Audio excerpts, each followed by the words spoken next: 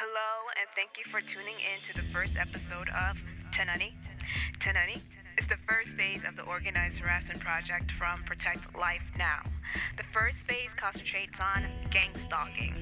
Gang stalking is stalking done by a group of individuals instead of a single stalker.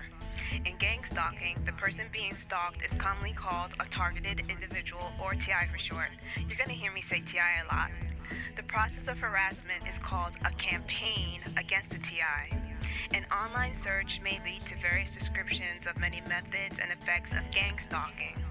Some are deliberately outrageous in order to deter any serious consideration of the issue. But this is a very serious crime that terrorizes and tortures people. However, the perpetrators can commit these crimes with little to no fear of punishment or being caught because gang stalking is not being seriously investigated by law enforcement officials. Gang stalking consists of mainly 3 crimes, although additional crimes are probably committed during the campaign. The 3 crimes involved are voyeurism, harassment, and stalking. Other crimes involved in gang stalking are fraud, rape, defamation, assaults, perjury, etc. This program is geared towards the targeted individual in order to provide a media for TIs to speak out about the gang stalking crime. It is also meant to raise public awareness by giving the public a glimpse into what is going on right under their noses. How does someone become a TI? The stalkers could select a target for any reason, real or imagined, superficial or substantial. Among other things, a bad breakup, messy divorce, fights between children, disagreements, tense collaborations, or friend-turned-enemy can suddenly turn anyone into a target. Gang stalkers get the inside scoop, but like any other gang, they are subjected to the leader's whims and restricted by the group's activities. So gang stalkers aren't even safe from becoming a TI. If they have a falling out with the group, they too can become a target. So the short answer is, anyone can become a TI for any reason. Gang stalking units are made up of several types of stalkers. Let's review the types of stalkers that psychiatrists have identified. The following information comes from the management of stalkers. One type of stalker is the rejected stalker. The rejected stalker is the most common type. In this group, the stalking emerges from the breakdown of a close relationship, usually, although not exclusively, sexual.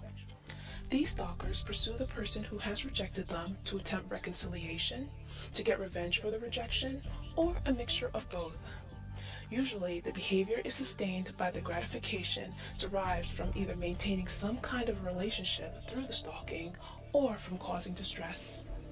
The majority of rejected stalkers are angry, dependent males who either cannot believe they have been rejected or are unwilling to accept that rejection. Although they usually have significant limitations of personality, they only occasionally have psychotic illnesses. Even though the majority may be male, don't forget that hell hath no fury over a woman's scorn. The rejection doesn't always have to be over love, but could be over friendship, business, among other things. A group, instead of a single individual, can also stalk based on rejection. Some TIs have reported being stalked because they refuse to join or maintain an affiliation with groups, organizations, or businesses. Next up is the intimacy seeker. Intimacy seekers begin stalking with the aim of realizing a relationship with a person who has engaged their affections or who they erroneously believe already loves them. They are in love and endow their targets with uniquely desirable qualities. They persist in their pursuit despite or oblivious to the reactions of the victim. At the beginning of the stalking, intimacy seekers are usually living lonely, isolated lives devoid of intimacy. The fantasized relationship and the pursuit provide a fake solution to their dilemma, and that's what reinforces and sustains the behavior. For them, better unrequited love than no love. Better some kind of relationship, even if it's just a fantasy, than no prospect of intimacy. Intimacy seekers frequently have a major mental disorder associated with an erotomanic syndrome. So, what does this have to do with gang stalking? Most TIs are put on a list before the campaigns begin. Someone has to nominate an individual to be targeted, and sometimes the nomination could be by the intimacy seeker, who can now safely stalk the individual and have the blame spread out over a group, so it's harder to trace it back to him or her. An individual can also become a target after breaking up or rejecting a gang stalker. After the nomination, the gang stalkers assess whether or not to start a campaign around the individual. So, although the original stalker is an intimacy seeker, if the group decides to start a campaign, the target is attacked by other types of stalkers too. Gang stalking involves stalking by proxy. There is also the incompetent suitor. Incompetent suitors are stalkers who pursue people to whom they are attracted in a manner that evokes the target's distress and often fear. Their targets are usually strangers or casual contacts. They are not motivated by the elevated sentiments of love, but by the desire to make contact, usually seeking a date. They lack basic courting skills, and their approaches are inept and often intimidating. Stalkers of this type often possess a sense of entitlement to a relationship with the person who has caught their interest and show indifference to the target's preference in the matter. The lack of social skills may derive from the stalker's vulnerabilities of personality or occasionally from intellectual limitation. This type of stalking usually stops after a relatively brief time, presumably because there are few gratifications to sustain the behavior. Unfortunately, stalkers in this group frequently move from victim to victim in a pattern of serial harassment. They make a significant contribution to the burden of stalking in the community because they rarely persist long enough to attract prosecution.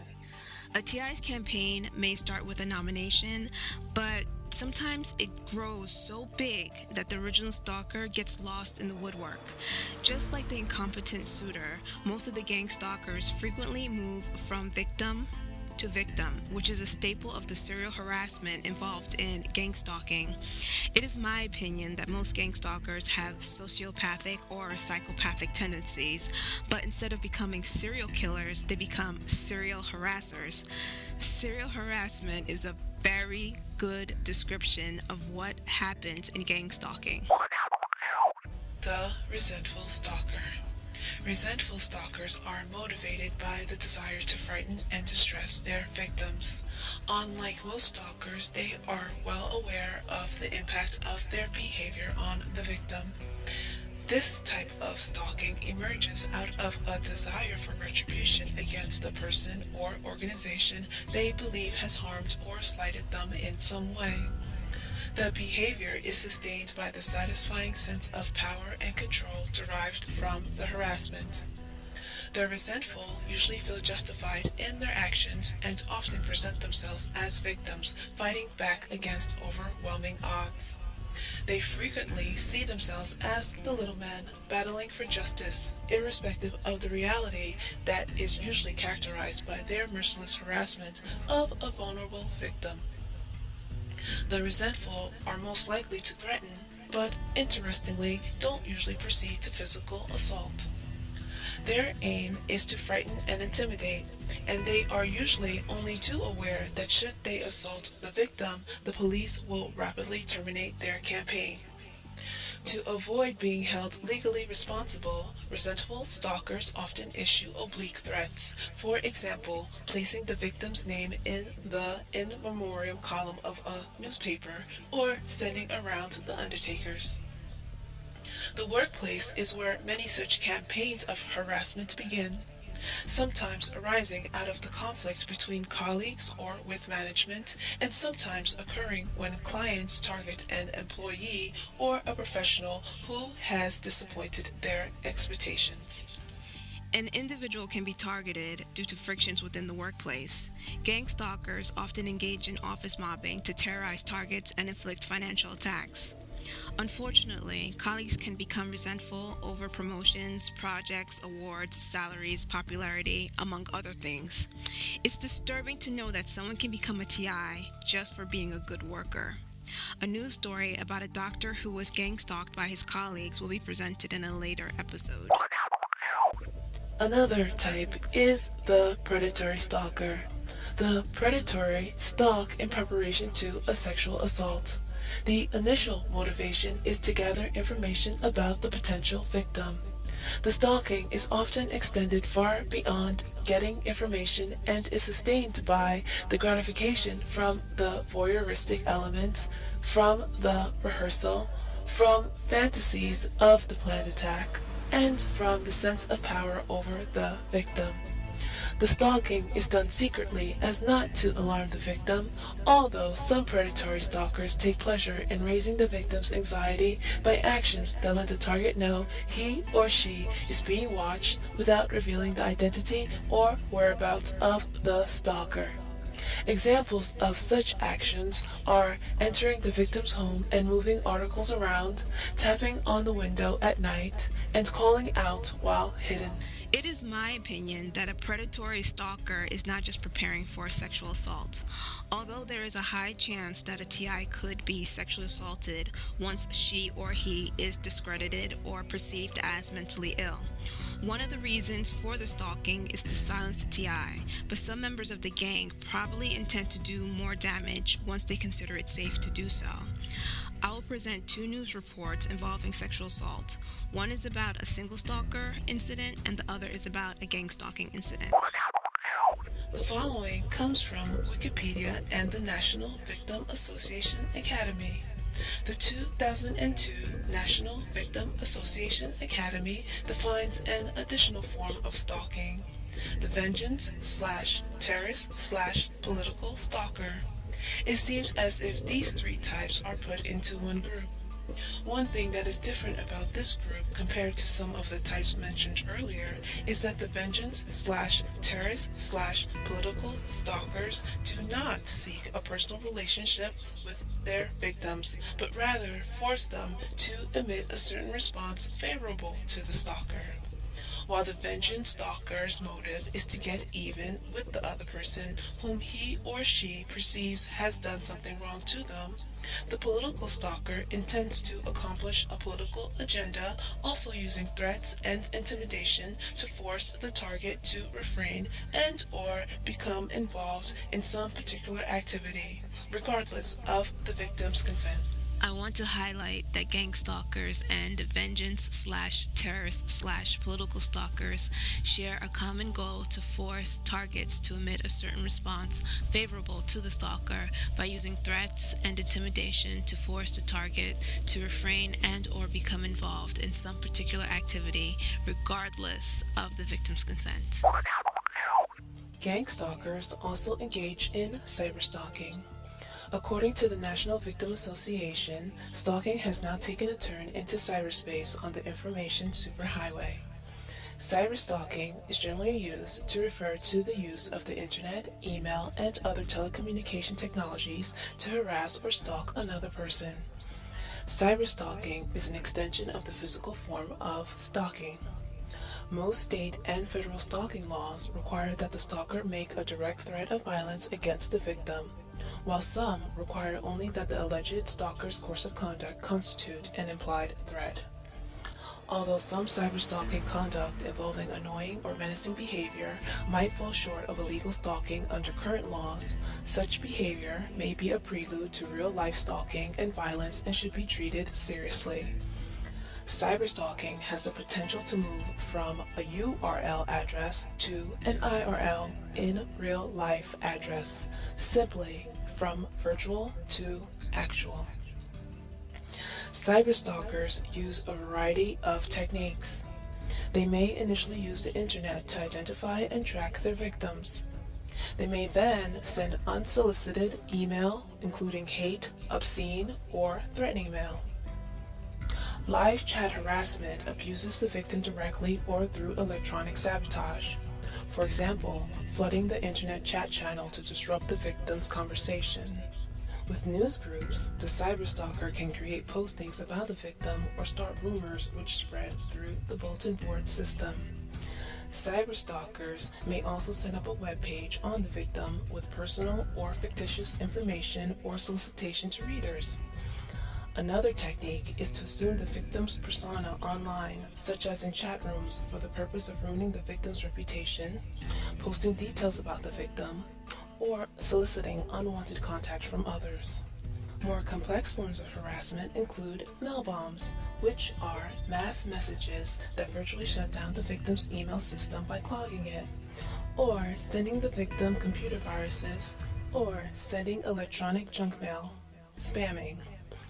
There is a clear difference between the annoyance of unsolicited emails and online harassment.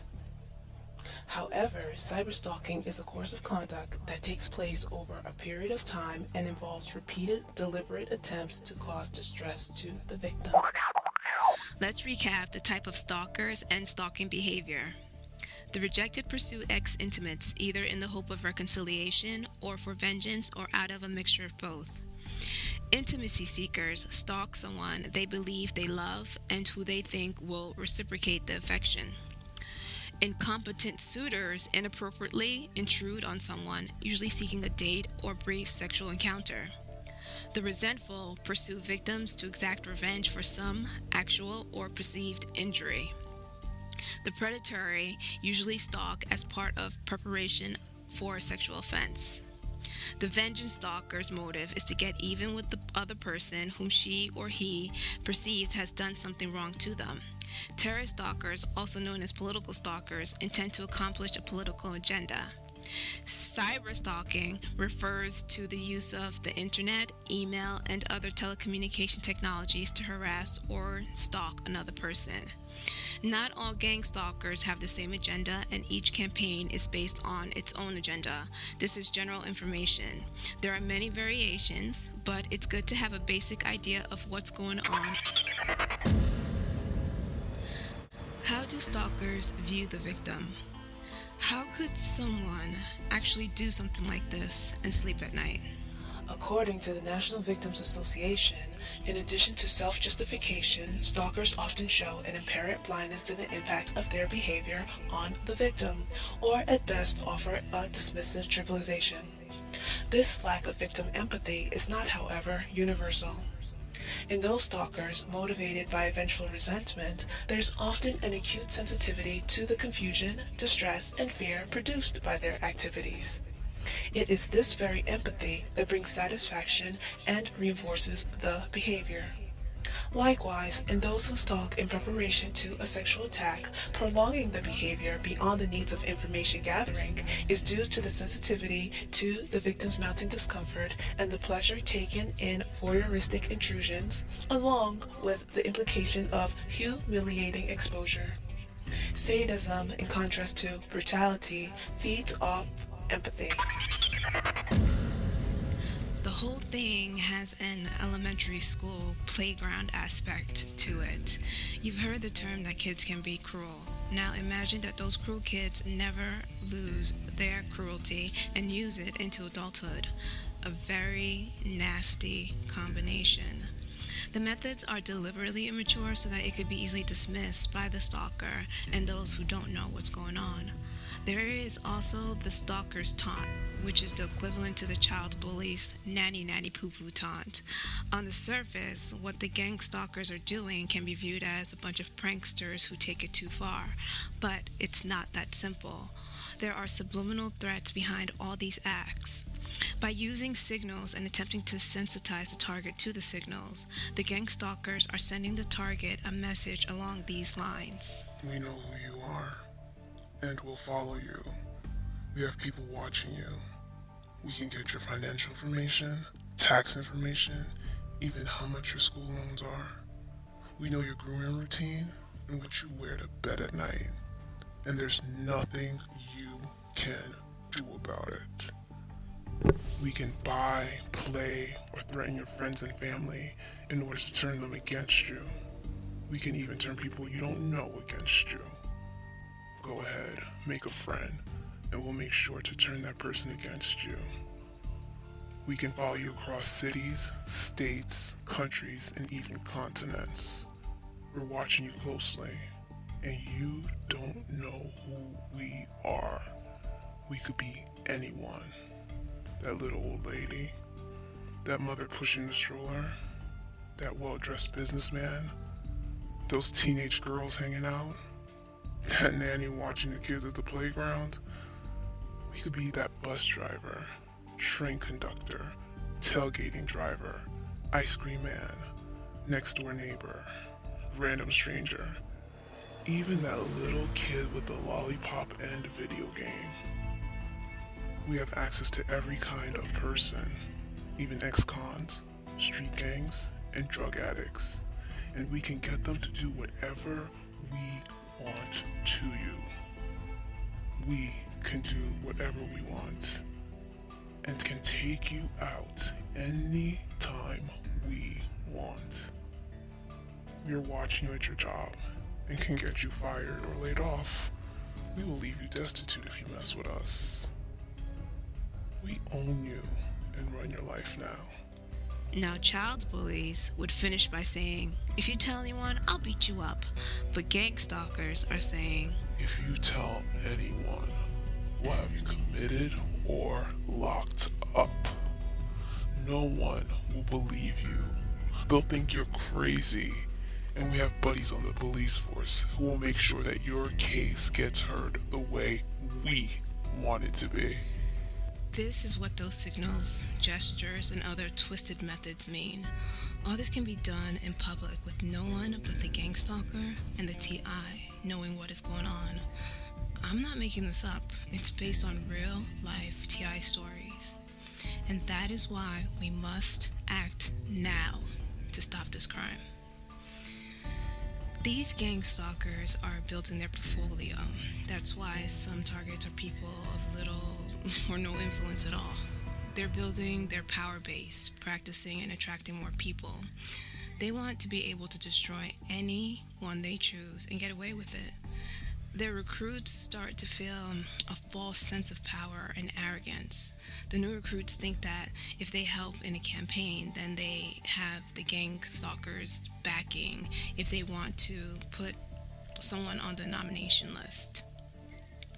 So, you got these arrogant stalkers walking around with a bloated sense of invincibility because they think that they can have their enemies stalked, terrorized, and get away with it. And this is where the gang aspect of it comes into play.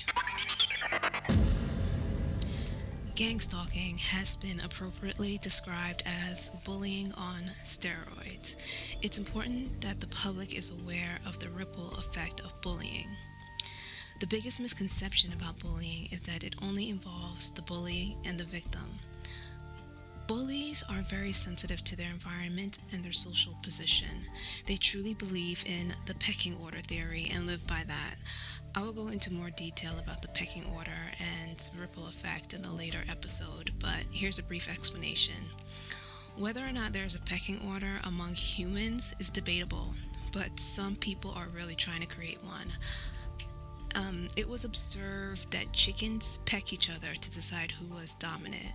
What happens is that certain chickens get pecked more than others. The more dominant would get pecked less than the weaker chickens. The result was a dominant chicken who no one pecked, the weak chicken who everyone pecked, and those who fit in between. Anyone who lives by this philosophy will try to be high on the pecking order. So one way to do that is through bullying and other acts of deliberate aggression. Similar to the pecking order, there are three main subjects involved in any bullying incident. Keep in mind that gang stalking incidents are essentially bullying incidents. The three subjects are the bully, the target, and the audience.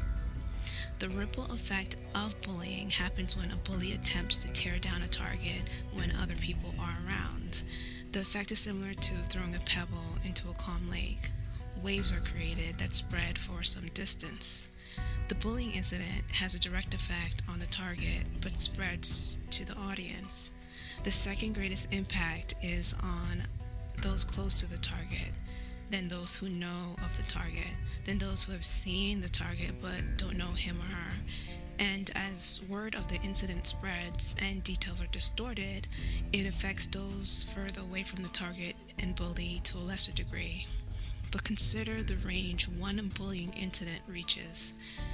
So the bully becomes feared among more people than just a target, and there's also an impact on how the target is perceived across the same range. Now, how the target and the bully is perceived depends on the society's values.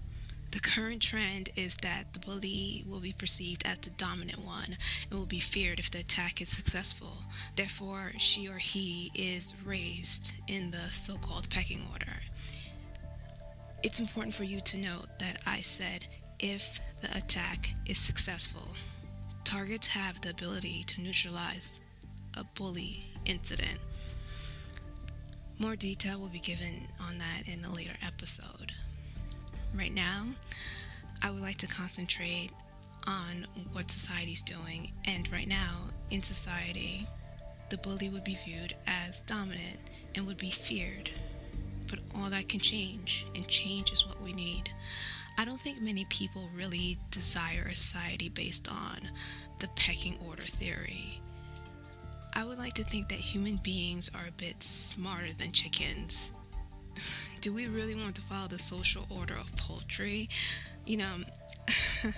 I always thought that underneath it all, bullies were a bunch of scaredy cats, but I was wrong. They're really a bunch of chickens. Tenani seeks to eliminate the division between the TI and the public because gang stalking affects everybody. It is happening while people shop, visit the library, walk down the street, in even the safest neighborhoods. Sometimes gang stalkers use innocent bystanders to participate in a campaign without letting the person know what is going on or the purpose of their actions. Everywhere that there are people, gang stalking can and is happening. What does a gang stalker look like? These are usually normal-looking people of all ages, ethnicities, socioeconomic status, education levels, etc. They are about as identifiable as a serial killer that just got the first victim, which means nothing really stands out about most of them. They have friends, families, and lead pretty normal lives. On the surface, that is. That's the image that they portray to the public. But gang stalkers usually lead a double life that only a select few know about. This includes their fellow gang stalkers and targeted individuals. So why do they hide? They hide because they're criminals. Gang stalking is not just one crime, but a series of crimes in one. According to one California news report, someone found guilty of gang stalking could face criminal, conspiracy, and stalking charges, all of which are felonies in California. The gang stalkers want to terrorize people without facing the consequences. Some are even high-end officials that have a lot to lose. So why do they do it? Since very few would admit to participating in this crime, it's up in the air. But stalkers are only one piece of the triad. Remember that gang stalking, like bullying, involves three main subjects: the stalker, the targets, and the audience. The targets are the victims of this crime, and gang stalkers work hard to get their victims to commit suicide or to be committed into asylums or get arrested.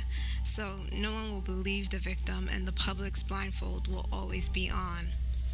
While there may be cases that are due to people who are actually mentally ill, there are more legitimate cases. And as more and more TIs are interviewed and more is learned about the gang stalking crime, it will be easier to get the correct information. And that's one of the goals of this program. The other goals are raising public awareness, getting help for the victims, exposing the stalkers, and much more. This crime is escalating, and part of the reason is because law enforcement agencies are slow to recognize it, so it has become a safe crime to commit. Some of the recruits to gang stalking are teenagers, college students, and ex-criminals. These groups can easily start their own gang stalking units, and by using the current technology, their units can easily and quickly get big. This poses a danger for other students, in the case of teenagers and college students, because it will probably be very hard for them to get assistance and explain what is happening. Don't let the term gang mislead you. As I've said before, the members of these stalking groups can be anyone, and this crime can occur in the most affluent neighborhoods or even the most poorest. As you will see, the targets come from diverse backgrounds also. Remember that anyone can become a TI for any reason. There are people who are being gang stalked and don't even know it. Most TIs don't realize what is happening for months or even years later. I will have an episode later on that will present the signs that someone may be getting gang stalked, so stay tuned for that. Some people may be hearing this for the first time or about this crime for the first time, but gang stalking is nothing new. Similar activities date back to biblical times, as with murder and adultery, so don't be misled into thinking it's okay because it's been around so long. The tactics are actually very similar to bullying. Stalkers are probably unreformed bullies that never really matured as they aged. The groups are also made up of people who just follow the crowd or, just go along because they're afraid of becoming targets themselves. The gang stalking methods are based on those used by the KKK, the Nazis, and other extremist groups. It has been updated to terrorize people within the current legal framework.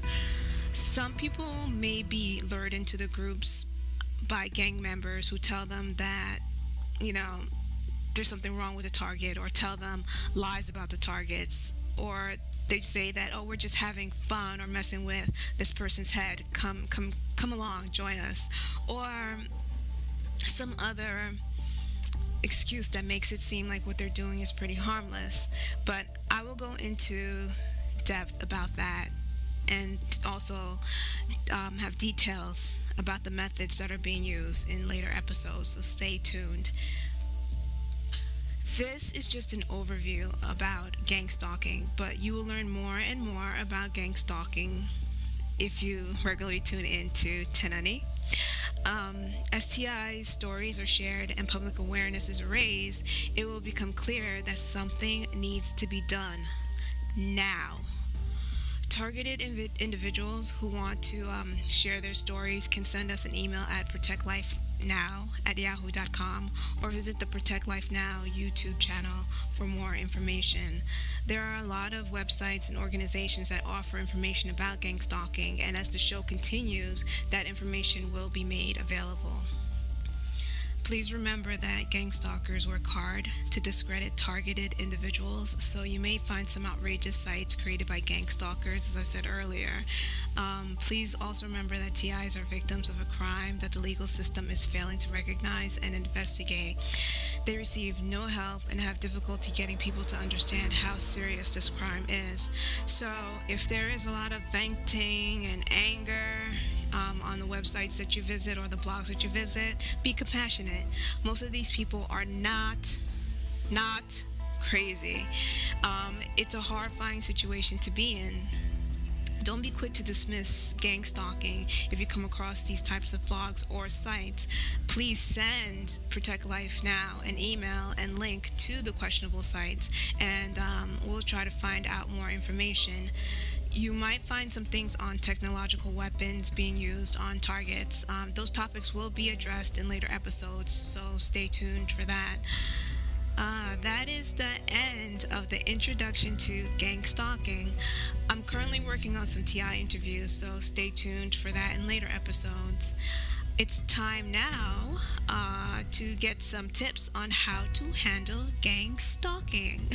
So you're forced into a system of unwanted pursuit? Here's some survival tips. What do you do when a gang stalker strikes and tries to make it seem as if you are overreacting or crazy?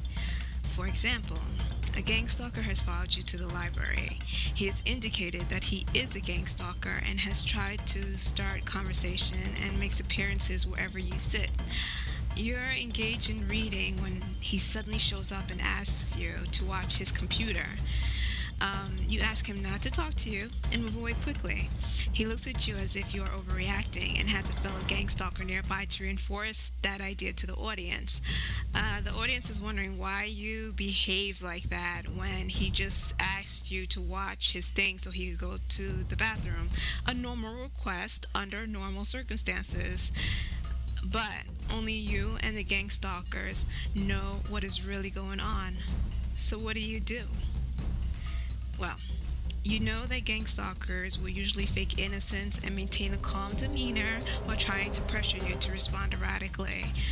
One of the supporting stalkers may secretly give their signal in an effort to further agitate you, or they may try to do something that may seem as a harmless joke and will take advantage of the fact that you will be the overly serious / uptight adult while they play the fun prankster. Okay, so you have different options. I'm not gonna go and give out specific tips because stalkers are probably listening and will work around it. And also because everyone has their own way of handling things. What may work for one person may or may not work for you. So general tips will be given and you can figure out on your own what methods you can use and tweak it to suit the campaign and gang stalkers that are being used against you. The most important thing right now is that you know what is going on and get some idea about how to handle it. Don't play along. Don't play their game. Act like the no fun disciplinarian and let them know that their attention and contact is unwanted. Stalkers are delusional. They start to believe that they know you and that you should know them and be afraid because they give you some silly signal. The truth and reality of the situation is that they don't know you and you don't know them. Think about how much an obsessed fan may know about their favorite celebrity or how much information is available on that celebrity. If that person knows all the good and bad things and talk about the celebrity all the time with their friends, how comfortable would the celebrity be if this obsessed fan approached the celebrity and acted as if she or he knew them forever? Well, the bodyguards would probably be called in very quickly. TIs are like underground celebrities with hostile, obsessed fans. People you don't know think they know all about you. In Hollywood, ruthless social climbers try to get close to celebrities to gain social clout. Similarly, gang stalkers may try to use you as a stepping stone to gain clout or impress their friends. But in order to gain that clout, they must harm you in some way. So TIs must be extra careful who they let or keep in their lives. Again, no matter how much information they have, what they've been shown, they don't know you because the information that they're given is filled with a lot of lies and half-truths. Gang stalkers lack the appropriate social boundaries. They like to force themselves into people's lives. They have difficulty facing the reality that no matter what they've been told or think they know about you, they don't know you. Reinforce this boundary and don't buy into their delusions. Also, remember, they want to show something to tell their stalking buddies. So be bland, firm, and direct, even if it's not in your personality. If you think that you can beat them at their own game and turn the tables, do so, but cautiously. This isn't recommended because these people are cowards and hardly ever strike without backup. If you choose this route, be prepared to handle more than one heckler. A different stalker is probably nearby and ready to jump in. Take note that gang stalkers usually don't engage unless it's part of a plan, so don't participate when they're baiting you. The better thing to do is to cut it short, reinforce the boundaries, and move away. Sometimes their goal is to get you to move all over the place, so try to change your seat or position as little as possible. Always try to position yourself in a place that will be hard for them to surround or disturb you, especially without disturbing the audience if there are any audience. Also, learn how to effectively deal with these direct but covertly aggressive tactics so that you don't have to move away unless it gets dangerous. And that's it for now. If you have tips to share, please email them to ProtectLifeNow@yahoo.com. Now it's time for FYI, essential information for TIs. One of the biggest problems TIs have is how to respond when being agitated and provoked by gang stalkers. No matter how a TI responds, gang stalkers will try to twist it in a way that makes a TI look bad. You are about to receive some tips on how to handle that right now. If a stalker makes contact and attempts to talk to a TI, but the TI walks away and cuts them off, the stalker will try to make a TI feel as if she or he overreacted or are unfriendly, even though it was a completely appropriate response under the circumstances. Gang stalkers will probably make a joke of it and try to agitate the TI further. This is another version of the stalker's taunt. Most of these overt tactics are similar to the bullying tactics from elementary to high school. As in the days of youth, most of the overt tactics were covering the more devious covert tactics. Anyone who had siblings or watched kids should recognize these tricks. What makes it bizarre is that it's being done by people who are supposed to be mature adults. If a friend told you that they did these things, it may seem funny or harmless, but imagine a person constantly being subjected to this type of treatment. The criminal aspect is that these tricks are also being used to drive people crazy, drive them to suicide, drive them to violence, and destroy their lives. Not so funny after all. The gang stalkers blindfold the general public so they can't see what's really going on.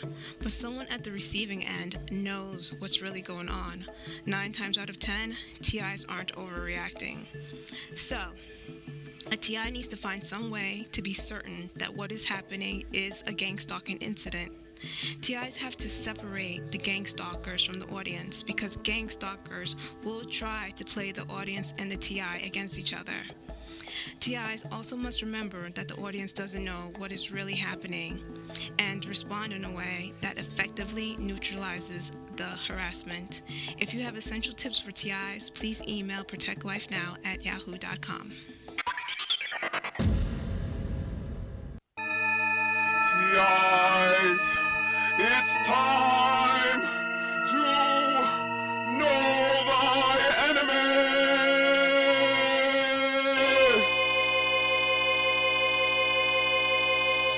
In case you didn't get that, this part of the show is called Know Thy Enemy. Even though gang stalkers hide their identity and many different people are involved, it is important for a TI to know their enemies in order to effectively protect themselves. Here's a short, simple, and entertaining way to get to know your enemy. In addition to watching them watch you, if you want to learn more about some tricks and methods that gang stalkers will probably use, watch TV shows, movies, and videos that features bullies or tough girl, tough guy types. Yes, art imitates life, imitates art, imitates life, imitates art, imitates life, imitates art. You get the drift. Some people borrow their personality from TV shows. This may seem simple, but remember, you're not dealing with the best and the brightest, so the mainstream media can help you a lot in this area. Try it and send your feedback to ProtectLifeNow@yahoo.com. Ladies and gentlemen, please find your seats and turn off or mute your cell phones, pagers, and beepers. The show is about to begin. It's time for street theater. What is street theater? It's bad acting that gang stalkers stalkers do to get a TI's attention and cause some kind of disturbance? To the audience or general public, it appears like some people acting silly, but the gang stalkers are actually trying to send a message to the TI by letting him or her know that stalkers are aware of their location and is following them. This is also done to elicit an incriminating, discrediting, or crazy reaction from the TI. Take note that this is a serious and harmful tactic that is used to slowly wear the TI down.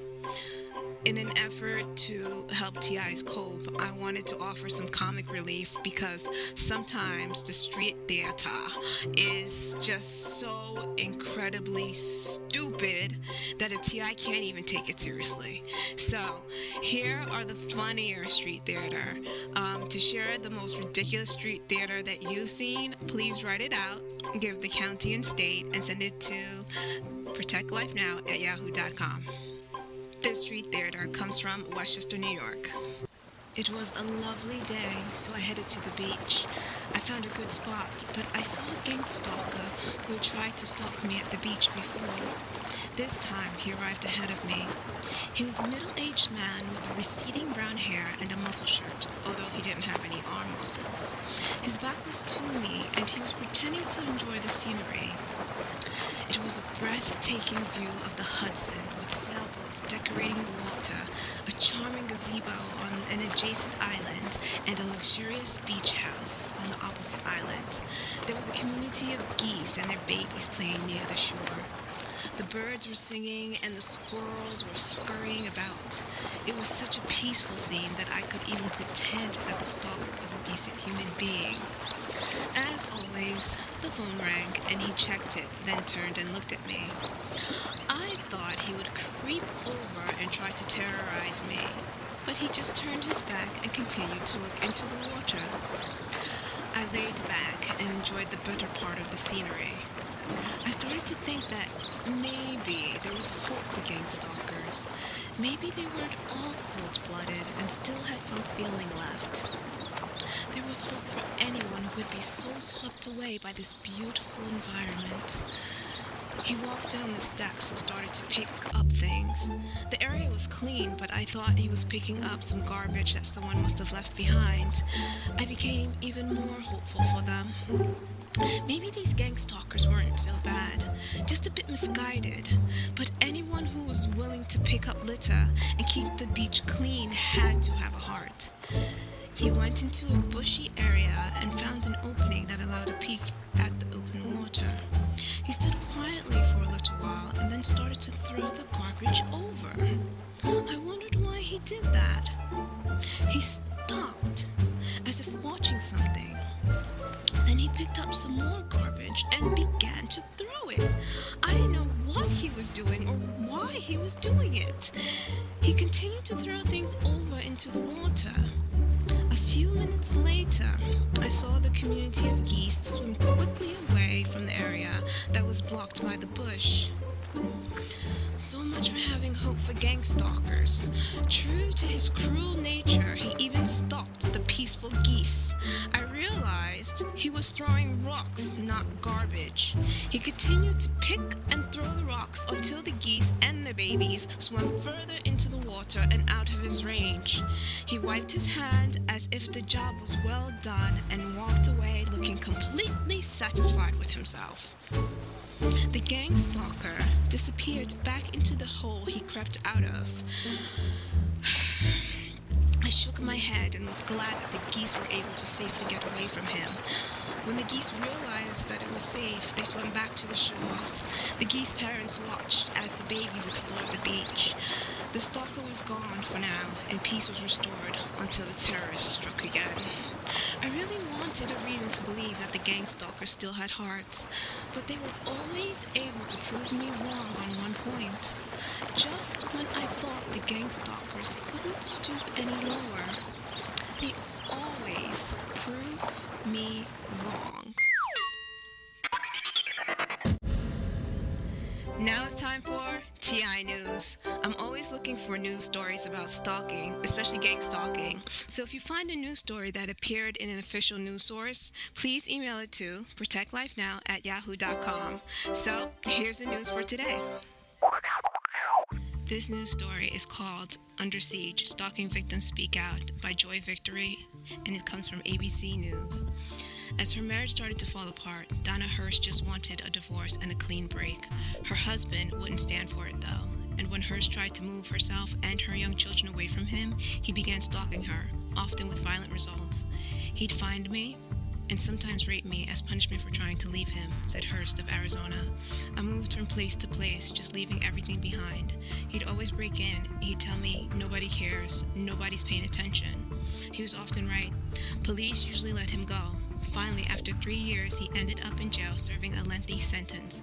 Although even in lockup, he sent more than 300 letters to her house, she said. As savage as it may seem, Hurst is just one of millions out there, and as new statistics show, the problem is not going away.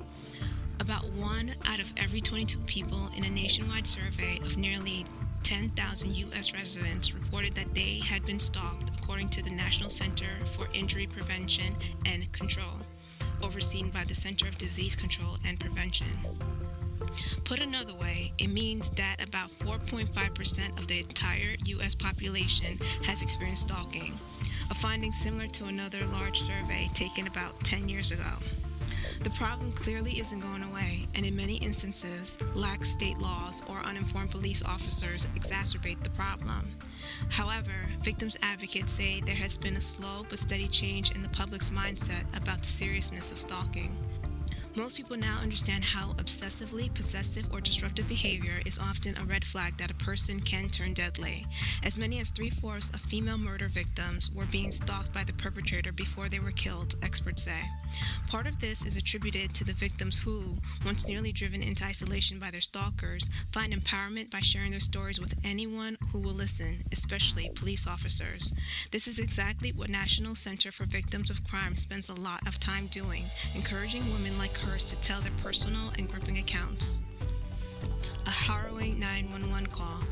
Like Hurst, Florida grandmother Nancy Morgan has a chilling tale of stalking. She, too, tells her story on behalf of the National Center for Victims of Crime in hopes that it will raise awareness about the seriousness of the crime. In the months preceding March 2005, her daughter Julie Hernland frequently complained to her about an old friend who wouldn't leave her and her husband, Ayannis, alone. The stalker, David Edward Johnson, had become irrationally and incorrectly convinced that the couple had ratted out his drug business to the police. Because of that, he relentlessly harassed them. He had tried to run them off the road and threatened them in a parking lot. He told them he had a 9mm gun in the car and that he was going to shoot them, Morgan said. He also repeatedly called their home and hung up, and Morgan suspects he may also have filed an anonymous complaint to Child Protective Services accusing the Hernlands of being bad parents. Still, no one was prepared for how the story would end in March. Johnson broke into their home at night, shooting and killing the couple. The only person left alive was their 5-year-old daughter, who called 911 to report the crime. Morgan points out stalking is not only a mere annoyance to the victim, it often leads to brutal acts of crime. The after effects linger for years. She's now raising a 6-year-old child who will grow up knowing her parents were brutally murdered. Working for change. Often, taken as individual acts, stalking can be seen as harmless. If someone leaves roses on someone's doorsteps, people think that's sweet, Larry said. But if that's a signal from the stalker who would always give roses after some horrible thing happened, it was his message, I know where you are, you can't hide from me. So police are taught to take detailed case histories and to help victims get in touch with crime advocates who can provide services like finding new shelters. They also attend sessions where they listen to victims speak about their experiences. Like most crimes and most public health issues, you have to have a coordinated response. It can't just be the victim trying to prevent this thing, she said. It's a pretty difficult crime to prevent, so the most important tool for prevention is awareness, training, and education. my commentary on this article is that in the case of gang stalking, too many times the TI is told that he or she is suffering from a mental illness such as paranoia and sent away with no assistance. Gang stalking needs to be recognized and investigated, and I'm going to keep saying that over and over and over again until it's finally done. For the public to get a picture of what happens to TIs, let's use the example of a single stalker leaving roses on the doorsteps.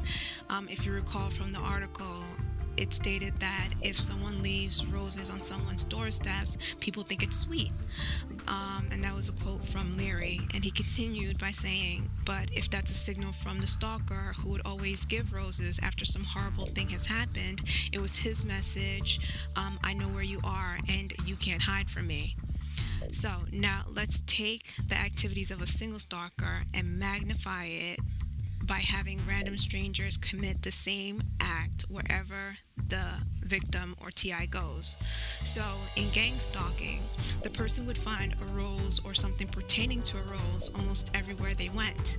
When they go to work, a gang stalker co-worker may suddenly have a vase of roses on her desk. At a restaurant where a gang stalker waitress works, she may recommend the special dish of the day or something on the menu that has a rose in its name. At the gas station, the gang stalker cashier may be wearing a t-shirt with a rose on it. Random people who are stalkers may have a conversation about roses where the TI can hear. A woman may repeatedly call out the name Rose, come here, Rose, come here. She might call that out, pretending that that is the name of the person whose attention she is trying to get. Some stalkers may carry roses every other block that the TI passes, or have their kids carry roses where the TI can see them. An elderly woman wearing a rose brooch bumps into the TI, quote, accidentally, unquote. A young woman wearing a hairband with roses on it may get rude or act hostile to the TI. A few cars blasting songs that mention roses may pass by the TI. On every corner, people with something visibly pertaining to a rose may intentionally try to walk into the TI, pretending not to notice and pretending that nothing happened. To an outsider, this may seem like pure coincidence or isolated events, but it is systematically terrorizing the target. This part of the campaign is done deliberately to make it difficult for the TI to report, because it appears that random people happen to be conversing, carrying roses, or having on something that pertains to a rose. It is also to create the illusion that the TI is paranoid or suffering from some other mental illness. There probably will also be a gang stalker spreading rumors that the TI is mentally ill to try and reinforce the idea in the audience's mind. This is done consistently. So once the TI is sensitized to the roses and notices whenever a rose is mentioned or talked about, the gang stalkers would start to intimidate, harass, and agitate, and probably abuse or assault the target while using the rose theme. So if the target reports that a man following her around or a woman who picked a fight with her was a gang stalker, and that the TI was certain because the man was carrying a book about roses and the female was wearing a charm bracelet with roses on it, and then the TI proceeds to explain that the rose signals that the gang stalkers use sensitized her to it, the cops or whomever the TI confided in will probably think the TI is crazy. And that's how gang stalking works, to discredit the target so that no one believes him or her when they report what is happening. It starts off like this, but it gets worse. Once the target is discredited, the harassment becomes worse, including assaults, rapes, theft, among other things. There's a method to the gang stalker's madness. It's not just about physical or psychological attacks. TIs are often driven into poverty or financial stress because the stalkers try to ruin their career and try to prevent the TI from making a decent living. Yes, this is a very serious crime. This is a very serious crime, and that's why action needs to be taken now. Members of organized harassment groups get bolder with every TI that is taken down, and they intend to have anyone who doesn't meet their approval eliminated. The next article comes from Raleigh, North Carolina. The accused will be referred to as the woman. The title is Former State Judicial Employee Charged with Stalking and was posted on Wednesday, April 13, 2011 by News and Observer of Raleigh. Wake Sheriff's investigators on Tuesday arrested a former state judicial employee on charges that she used her work computer to impersonate a male acquaintance and have literature and magazines depicting a gay lifestyle sent to the man's workplace, home, and family. The investigators also accused the former state employee of using the man's name to place ads in gay periodicals seeking to meet people for sex, according to court records made public Tuesday morning. The Wake County Sheriff's Office charged the woman with one misdemeanor count of stalking, according to an arrest warrant filed by the Wake County Magistrate's Office. The woman worked as a business systems analyst for the North Carolina Administrative Office of the Courts from February 1, 2010 until February 18, when her job ended, according to an AOC spokeswoman. Sheriff's investigators think the offense occurred between December 21st and December 28th while the woman was working for the state. Phyllis Stevens, a sheriff's spokeswoman, declined to say why the investigators think the accused impersonated the man.